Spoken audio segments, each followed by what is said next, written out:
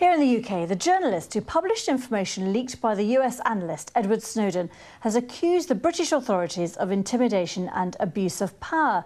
Glenn Greenwald's partner, David Miranda, was held under anti-terror laws at Heathrow Airport yesterday for 9 hours. John Brain reports.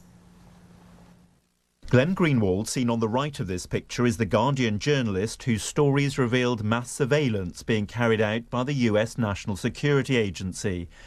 But it's the man on the left, his partner David Miranda, who was detained and questioned for nearly 9 hours by British police.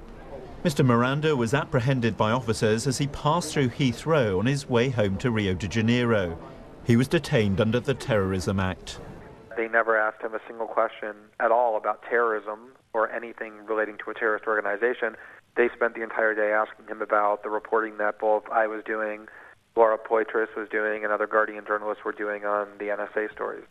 Mr. Greenwald wrote a series of articles for The Guardian about US electronic surveillance. They were based on thousands of files passed to him by the whistleblower Edward Snowden. Critics of Mr. Miranda's treatment at Heathrow have called for the government to investigate. What I think we're going to see is this is a sort of the intelligence services overstepping the mark. They're clearly trying to intimidate Glenn Greenwald, and that's an attack on journalism, and I think politics needs to intervene to make sure it doesn't happen again. Under Schedule 7 of the Terrorism Act 2000, a suspect can be held for a maximum of 9 hours. Over 97% of those who are detained under Schedule 7 are detained for less than 1 hour. Only 1 in 2,000 are held for more than 6 hours.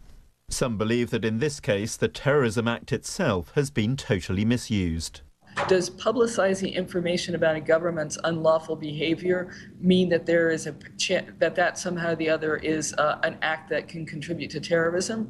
If you had that as your argument, then governments would always be able to hide evidence of their unlawful behavior by saying somehow or the other this could be used by enemies of the state. Meanwhile, Brazil has expressed grave concerns at the treatment of one of its nationals. John Brain, BBC News. In other news,